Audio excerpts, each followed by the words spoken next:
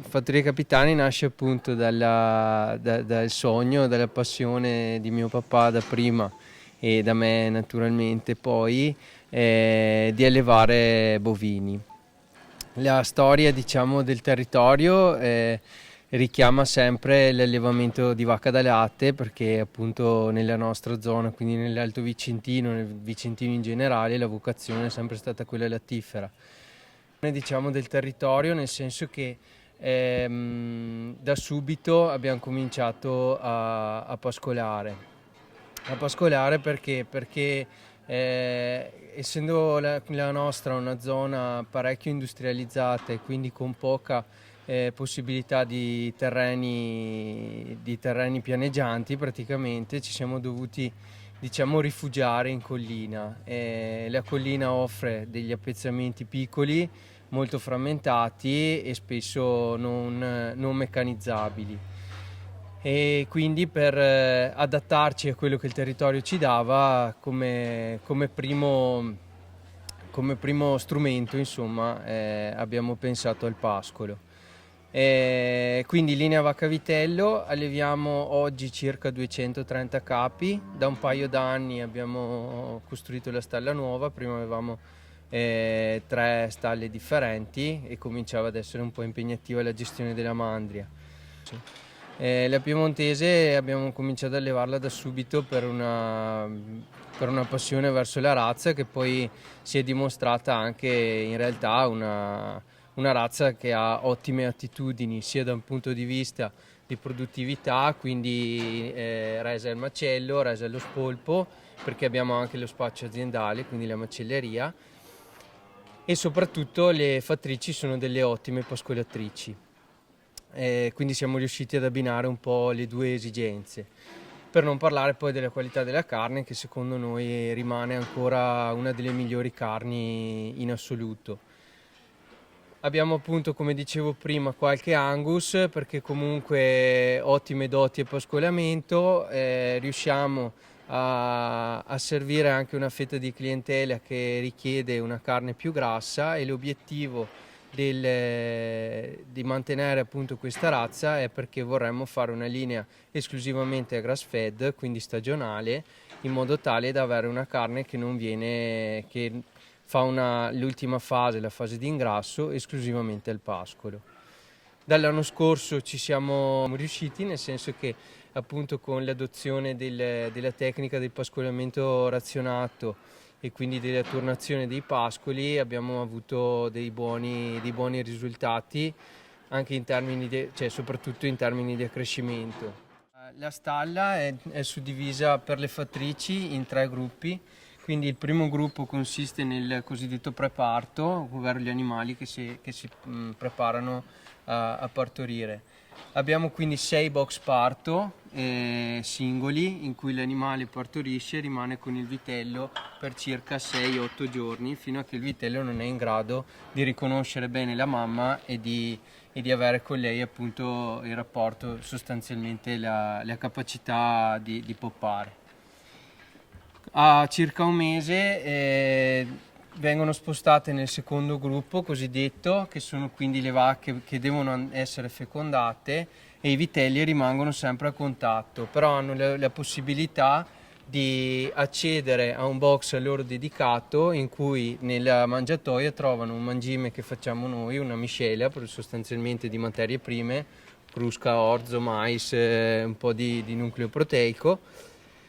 del fieno lungo, e appunto hanno sempre la possibilità, ogni qualvolta lo desiderano, di andare a fare la loro poppata. Nella terza e ultima fase, quindi siamo intorno a un'età di circa 6-7 mesi del vitello, cominciamo a separare appunto gli animali dalle madri. Quindi cominciamo prima con 2 poppate giornaliere, poi con una sola, fino a che gli animali non si abituano a cambiare alimentazione, quindi entriamo con l'Unifeed che sarà poi l'alimentazione della fase di ingrasso e togliamo gradualmente la poppata. Le vacche solitamente sono alimentate esclusivamente a foraggi, quindi fieno di prato stabile, piuttosto che sorgo da sfalcio, quindi Sudan grass, oppure a volte se riusciamo ad averne magari della medica nella fase più delicata, diciamo, che è appunto dal mese di età del vitello fino alla fecondazione, alla diagnosi avvenuta di gravidanza. E nella fase di ingrasso invece utilizziamo sempre, la base è sempre foraggera, quindi un miscuglio di graminacee che seminiamo in autunno e raccogliamo poi in primavera, fieno di medica,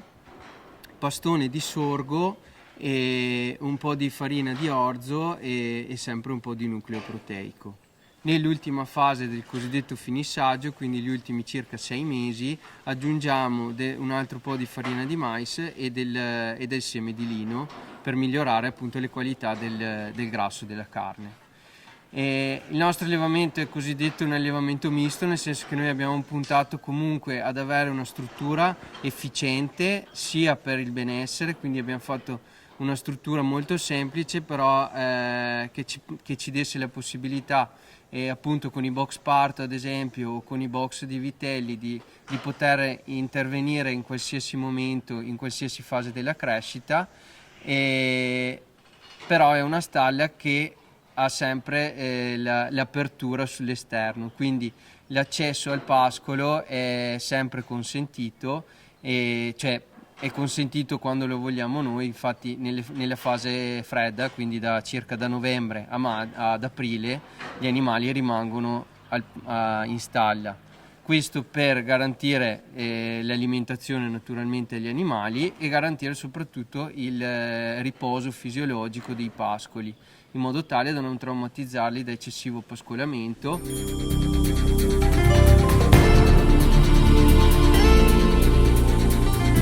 Quindi dopo lo svezzamento, dopo il distacco della mamma, intorno ai 6-7 mesi, abbiamo provato l'anno scorso per la prima volta appunto a fare un gruppo misto di animali piemontesi e Angus per valutare gli accrescimenti con solo erba. In realtà utilizziamo una piccola integrazione, circa un paio di chili capogiorno di farina mescolata con la crusca. Abbiamo suddiviso quindi un appezzamento di circa 3,5 ettari in